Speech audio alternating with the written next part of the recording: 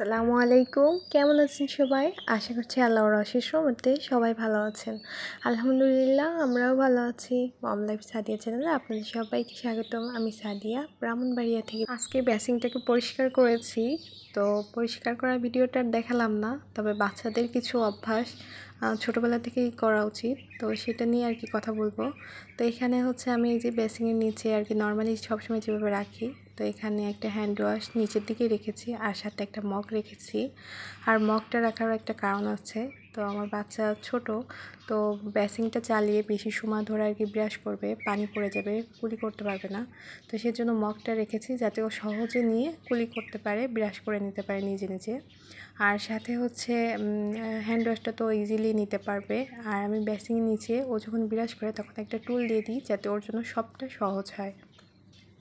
টুলটা পরবর্তীতে আবার আমি সরিয়েও ফেলি।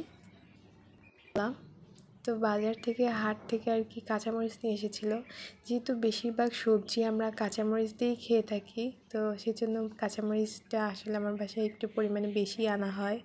শুকনো মরিচের খাবারটা একেবারে খাই না তা না, খাই, দেখা যায় বিভিন্ন ভর্তায়, তারপর হচ্ছে মাংসের তরকারি, তারপর হচ্ছে ভুনা যে জাতীয় যে খাবারগুলো এইগুলাই আর কি শুকনো মরিচটা খায়।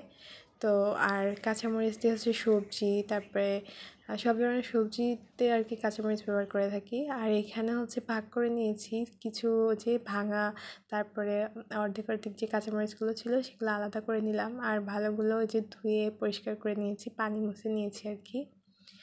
তো ওই নষ্ট তো দেখা যাবে কি থেকে, বাকিগুলো নষ্ট হবে, তো আগে ওইগুলো খেয়ে ফেলবো, তারপরে অন্যগুলো ওটা শুকিয়ে গেলে ফ্রিজে রেখে দিব।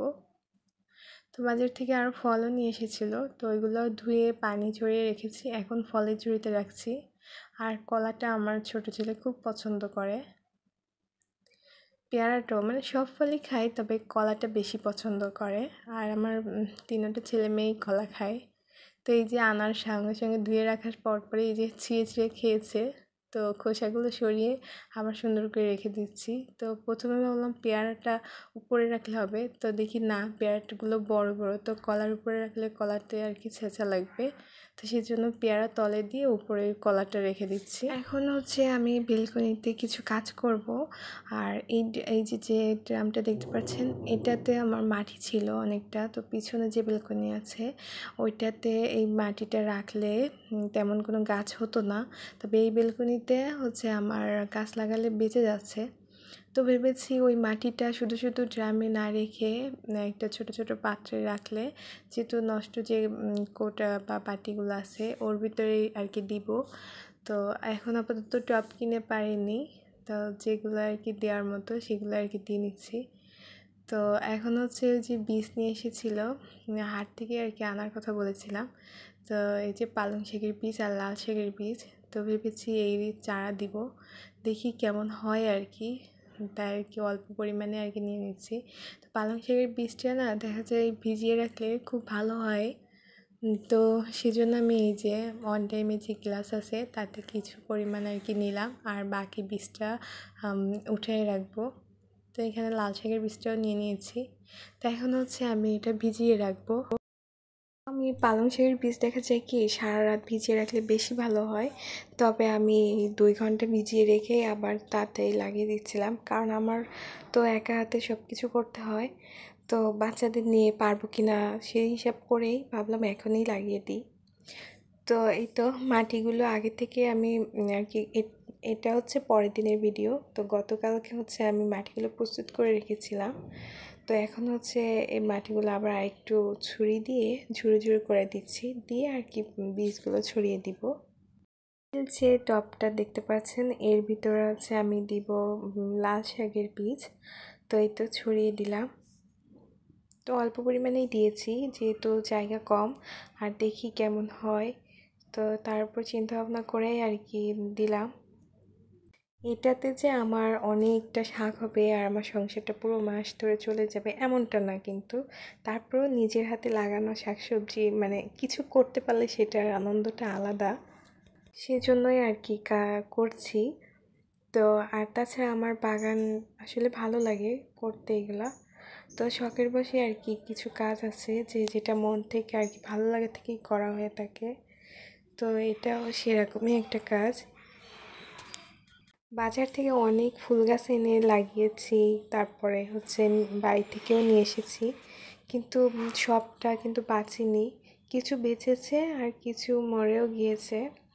তো ভাবলাম যে শাক লাগিয়ে দেখি কি হয়, তো এটা হলে তো খাওয়াও যাবে, তো সেই জন্য আর কি লাগাচ্ছি। আর এখন এইটার ভিতরে হচ্ছে পালং শাকের বীজ দিয়ে দিচ্ছি।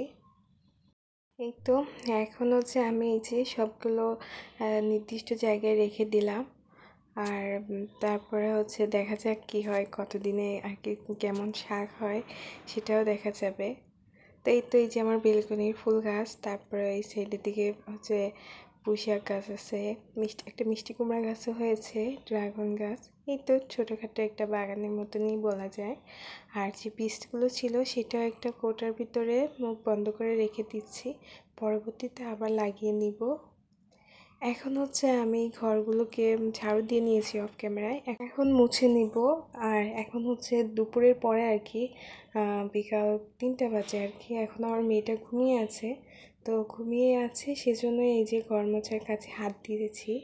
আর এরও একটা কারণ আছে, আমি যদি এখন ঘর মুছতে যাই তো দেখা যায় ও না নিচে নেমে আসে, ভাইদের কাছে থাকতে চায় না, এই ফ্লোরে ভিজা ফ্লোরে হাঁটতে চায়, তো দেখা যাবে যে পড়ে যাবে।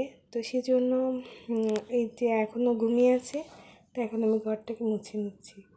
আমি হচ্ছে মপটাকে সোফার তলে দিয়ে ভালো করে মুছে নিয়ে এসেছি। এতে করে দেখা যাবে কি যে ধুলাবালি আর কি অন্য কোথাও ছড়াবে না।